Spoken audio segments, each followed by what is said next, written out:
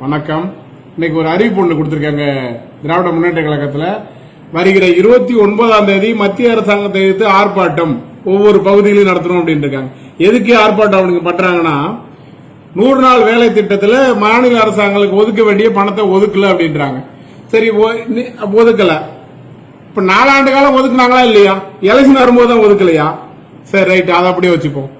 இவங்க ஆட்சிக்கு வர்றதுக்கு முன்னாடி நாங்கள் ஆட்சிக்கு வந்தால் 100 நாள் வேலையை 150 நாளாக ஆக்குவோம்னாங்க. அந்த 50 நாள் என்ன ஆச்சு? 4 வருஷம் முடிஞ்சு 5வது வருஷம் ஆட்சி நோக்கி போயிட்டு இருக்கீங்க.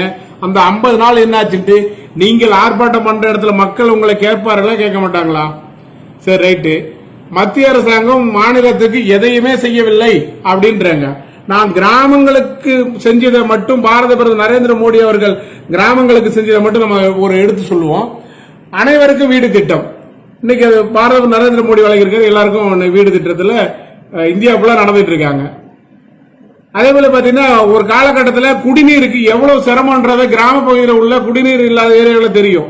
இன்னைக்கு அந்த பிரச்சனையை 90% இன்னைக்கு தீர்த்திருக்காங்க. ஒவ்வொரு வீட்டுக்கும் பைப் லைனை கொடுத்து இன்னைக்கு தண்ணி வீட்டுக்கு வீடு போறது. ஆனா அதுல போய் மாநில அரசு ஸ்டிக்கர் ஒட்டிக்கிறீங்க. ஆனா நீங்க செய்யறதே கிடையாது. அதே போல பாத்தீங்கன்னா, கேஸ் எல்லாருக்கும் போயிட்டு சேர்ந்துட்டு இருக்கு. சாலை வசதி, கிராமப்புற சாலை வசதி இன்னைக்கு பிரதம மந்திரியுடைய திட்டத்தில் சாலை வசதி எவ்வளவு பிரமாதமா பண்ணியிருக்காங்க.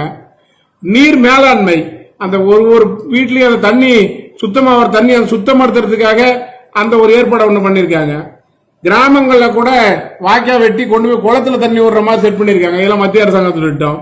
குப்பையை பிரிச்சு அதுக்கு ஒரு திட்டம், அது மத்திய அரசாங்க திட்டம். கிராமப்புறங்கள்ல பால்வாடியில உணவு வழங்கி ஊட்டச்சத்து வழங்கும் திட்டம் மத்திய அரசாங்க திட்டம்.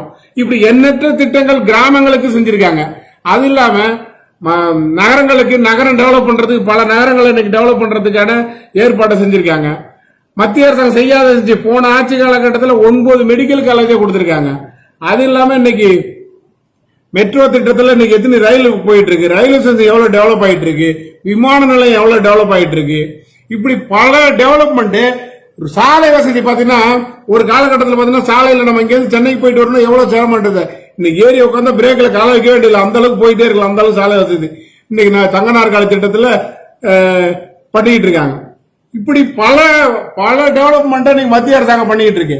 ஆனா எதையுமே செய்யாம ஒரு மாநிலத்துக்குன்னு நான் இதை செஞ்சேன்னு குறிப்பிட்டு சொல்ல முடியாத இந்த மாநில அரசு அப்படியே மத்திய அரசாங்கம் எதையுமே செய்யலன்னு போராட்டம் மட்டும் பண்ணி இவங்க ஆட்சி தக்க வச்சுக்கிறாங்களாம்.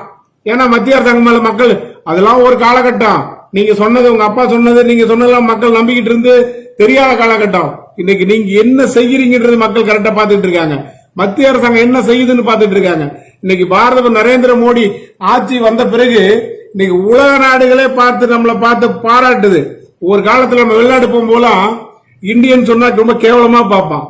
ஆனா இன்னைக்கு இந்தியன் நெஞ்ச நிமித்திக்கிட்டு சொல்ல முடியுது. காரணம் யாரு? பாரத நரேந்திர மோடி அவர்களால் தான் நெஞ்ச நிமித்திக்கிட்டு நான் இந்தியன் அப்படின்னு கௌரவமா சொல்ல முடியும் வெளிநாடு போகும்போது. ஆனா இதெல்லாம் உங்களுக்கு எதையுமே தெரியாது. ஆனா ஒண்ணுமே இல்லாத மும்மொழி கொள்கை, அதாவது திட்டத்தை ஏற்படுத்த முடியாம ஒரு திட்டம் பார்லிமெண்ட்ல உறுப்பினர் அதிகமாக்குறது, அதை பத்தி பேசவே இல்லை. அதுக்கு ஒரு போராட்டம். இப்படி இந்த ஒரு வருஷத்துல நீங்க போராட்டம் பண்ணி மத்திய அரசு மேல போராட்டம் பண்ணி நல்ல பேர் வாங்கலாம் நினைச்சுக்காதீங்க. அதுக்கு எதிர்ப்பு போராட்டம் பண்றதுக்கு தான் உங்கள் இந்த மாதிரிலாம் நீங்க பண்ணுவீங்கன்னு தெரியும்.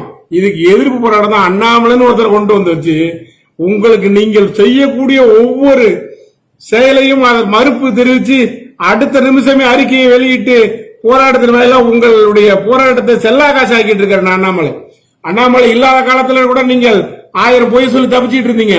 இன்னைக்கு அண்ணாமலை வந்த பிறகு உங்களால எந்த பொய்யும் சொல்லி தப்பிக்கலாம் முடியாது. நீங்கள் எந்த போராட்டம் நடந்தாலும் அதற்கு எதிர்வினையை மாநில தலைவர் அண்ணாமலை அவர்கள் உருவாக்கி உங்களை ஓட விடுவார். நீங்க மத்திய அரசாங்கத்தை குறை சொல்லிட்டே இருக்க முடியாது. இதெல்லாம் காலம் மாறி போச்சு, காட்சிகள் மாறி போச்சு. இனி நீங்கள் மாற வேண்டியது மட்டும்தான் மிச்சம். நீங்கள் விரைவிலே மாறுவீங்கள். அப்படி இல்லை என்றால் மாற்றப்படுவீர்கள் என்பதை தெரிவித்துக் கொள்கிறேன். நன்றி, வணக்கம்.